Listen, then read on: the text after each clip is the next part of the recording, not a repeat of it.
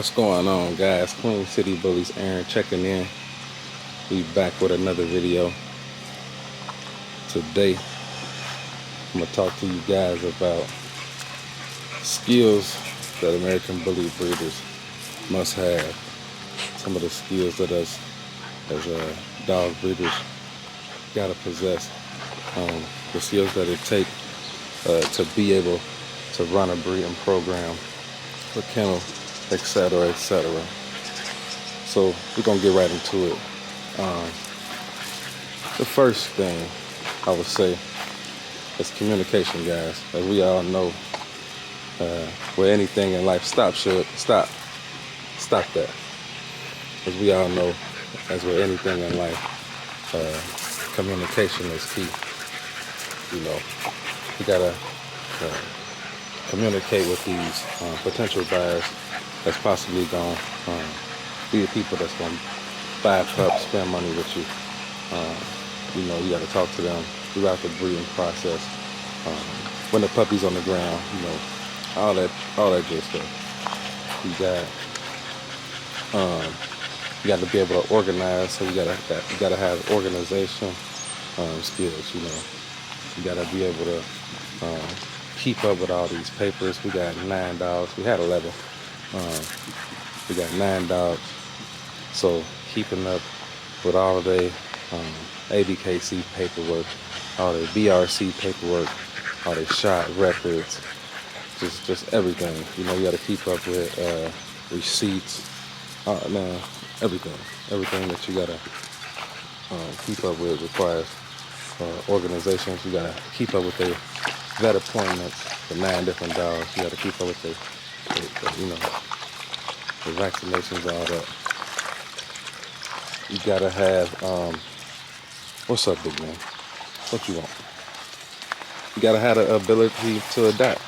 I know y'all seen my last video. Like I said, man, things will be going good. Everything can be going smooth. And then the next thing you know, a storm can hit and you can take a big loss like we did. We had 9 pups on the ground and we ended up taking a loss. So we had to be able to adapt and roll with that loss and keep it pushing. So definitely gotta be able to adapt. The game changes. You know, Merle is hot today. I remember when tries became a thing. If y'all into the Frenchies, you see that the fluffies are becoming super popular nowadays. You know, so you got to be able to adapt with the times. You know, you got to be eager to learn. In this game, in this dog world, guys, you forever learning. You know, you could be in this thing for 20 years, 30 years, and you're gonna be constantly learning every day. I learn new stuff every day. You know, I learn new stuff about my dogs. I learn new stuff about the bloodline.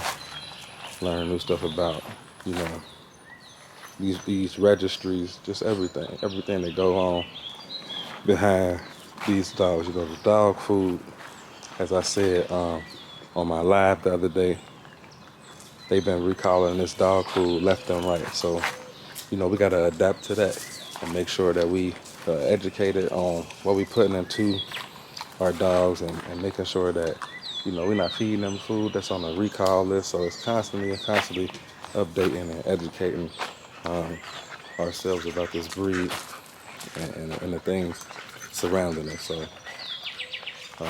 and man, looking at this girl, what y'all think, man? I think she might have took, I don't know. I'm so excited to find out. I don't know, man. I'm nervous all at the same time because she ain't take the last 2 times. You know, we bred her to Clico, then we bred her to Debo. You know, and we struck out both times. So I don't know. We're gonna keep trying. We're gonna keep trying. Fingers crossed that this time is the time. You know, but yeah, you gotta be. You gotta be self-motivated, guys. You know, this is a business where you essentially work for yourself. So there is no nobody else to motivate you. You got to get up every day and get after it. You got to be the one to make it all happen. You know, the program gonna go as far as you take it. So definitely got to motivate yourself. That's why I always say believe in yourself. Strive for greatness. Go out there and grind. You know, and do what you got to do, man.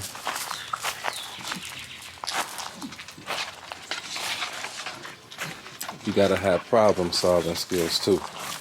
Most definitely, you got to have problem solving skills. Look at my girl Mercy. She really bouncing back good. As y'all see, she looking good.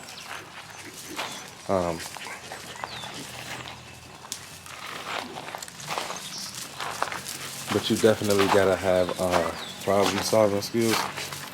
You know, I'm gonna give y'all a little backstory on her pups, right? So she had 9 pups. I had them all sold.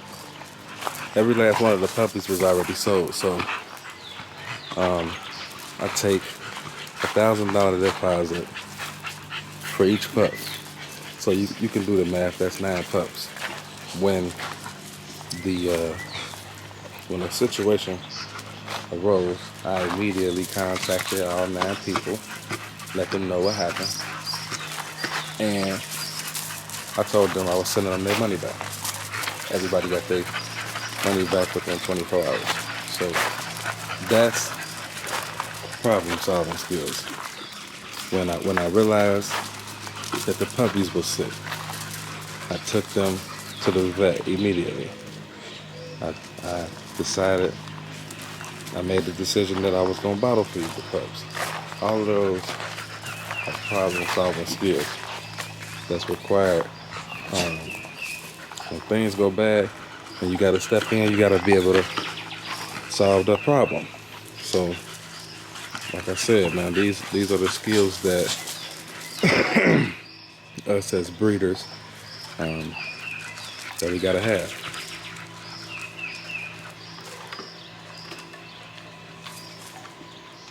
And we running a pack, guys. When you run the kennel, you got a pack of dogs. You are the pack leader. So you got to have leadership skills. If you're a good leader, then your pack will follow you. If you're not, then your dogs will run all over you. They'll drive you crazy. You won't be able to maintain having all of these dogs. As you see, they all out here chilling today. They're kicking it. This is what I like to see from my pack. I like to think of myself as a good leader, and it reflects from the actions of my dogs, from their temperament, from what I'm getting out of them, as you can see. Princess, come here. I ain't called Majesty. Okay, that's enough. And breeding these dogs, man, one thing that it most definitely requires is creativity. You got to get creative to put these breeds together. You got to think outside the box to take things to the next level. I know y'all seen some of the breedings that we done. I think that they've been kind of, I would say, unorthodox, but they worked out for us.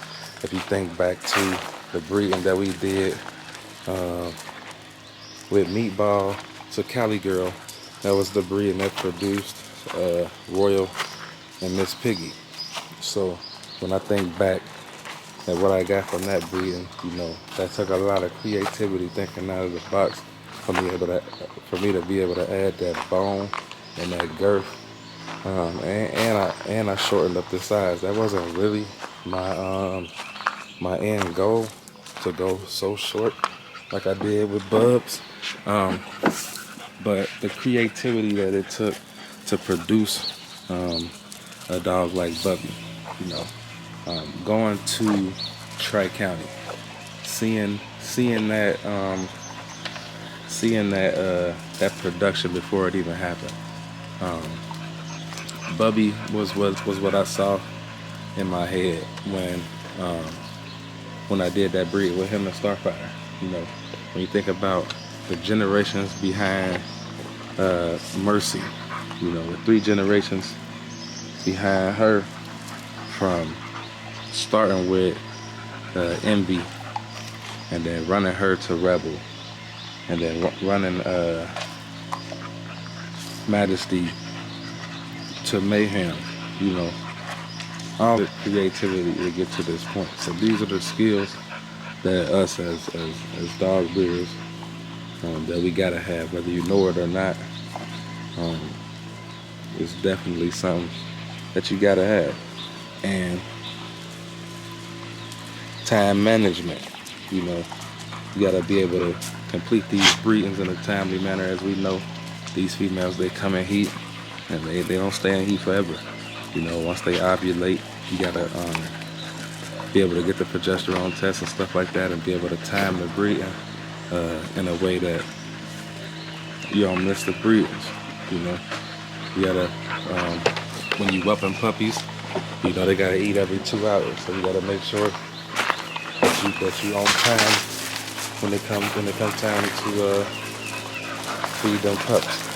All of that stuff requires time management, making sure that the dogs are eating on time. You know, making sure that stop.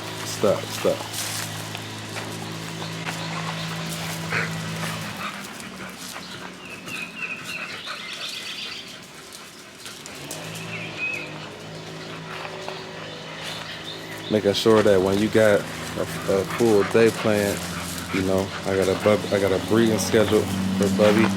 I gotta get an ultrasound done for Majesty. I got Princess Jasmine and Brown Sugar. They need updated. They need to be updated on their shots, and I gotta take care of all of that, you know, in a day's time or in a week's time.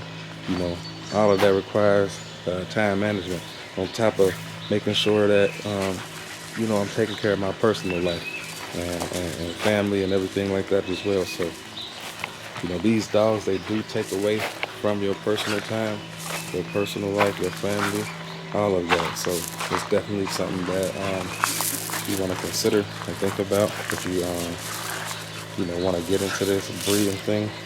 Look at her playing with her pawpaw. That's Rebel is Princess Jasmine's grandfather. If y'all don't know, you really can see the resemblance with that Louis V blood. I really hope and think that that look is something that we'll capture and get out of the Rebel and Sasha breeding that I'm doing with MOA Kennels. I really hope so. I think they will.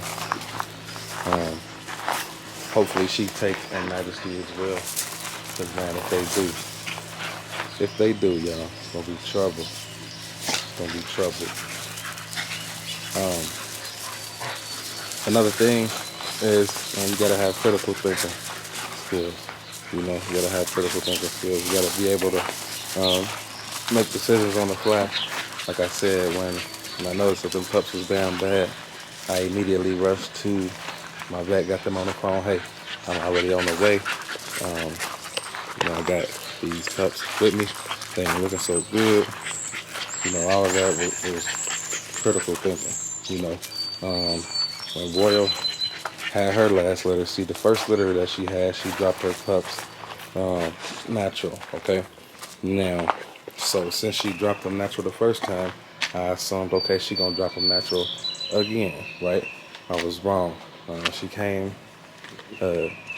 went into labor, and I had to do an emergency C-section. But luckily, I was watching, I was ready, and you know, the critical thinking kicked in, and we got her to the vet in time for her to make a safe delivery. So those are all things that us as breeders, man, the skills. Okay, we back. The battery went dead, guys. So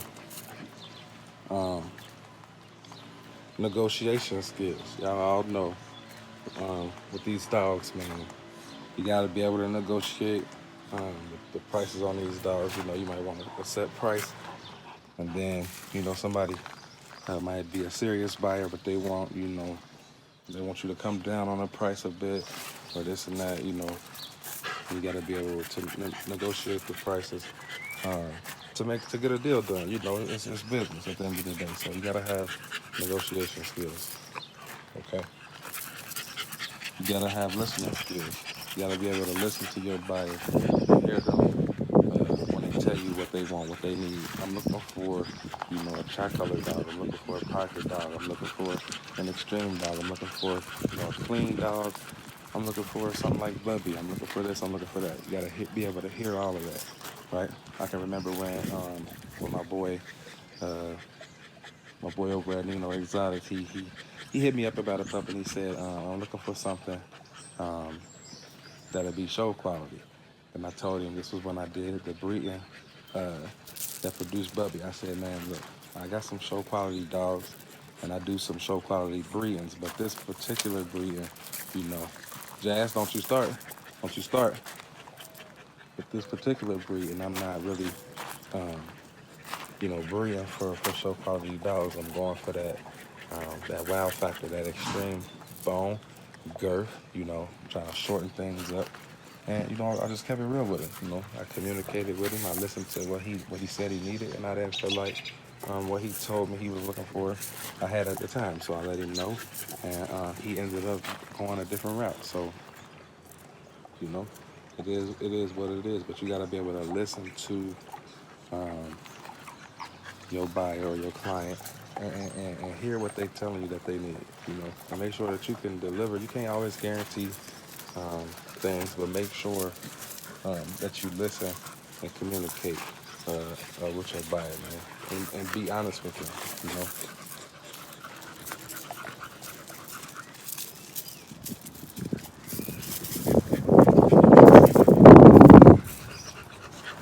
But yeah, man, those are the things, the skills that us as dog breeders, as kennel owners, um, dog lovers, man, those are the skills that we all gotta possess. Look at them jumping, that old man. He ain't going. Get her up off it.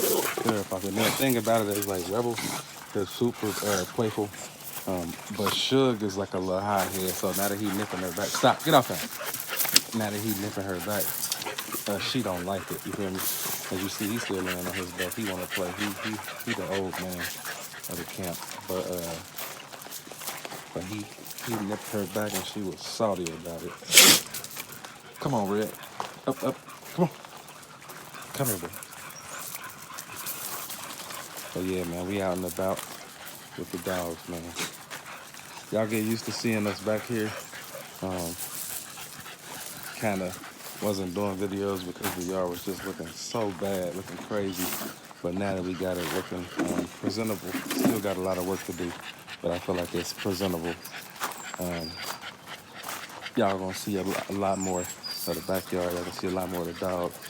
I know y'all tired of seeing me, So y'all see me in a few videos, but I'm gonna start showing y'all a lot more of the dogs, man, because that's what it's all about, is them. And they fire, I'm alright, but these dogs, though, yes sir, they fired, man. I'm gonna get off of here, though. Y'all stay tuned, man. Make sure y'all got them post notifications on. Man, we've been going live a lot lately, so don't miss out, man. There'll be a lot of dope content coming from the lives. I don't always save the live, so if you don't catch it, you might miss out. So if you got your post notifications on, man, you know what's good. Yes, sir. What y'all think, man? Talk to me. Y'all think she about, it's like day, I don't know, like day 18, something like that. I say in about 10 more days or so, 10 to 12 days, we'll know either visibly, and I'm gonna get the ultrasound done too. So y'all be on the lookout for that. Stay tuned. I'm out.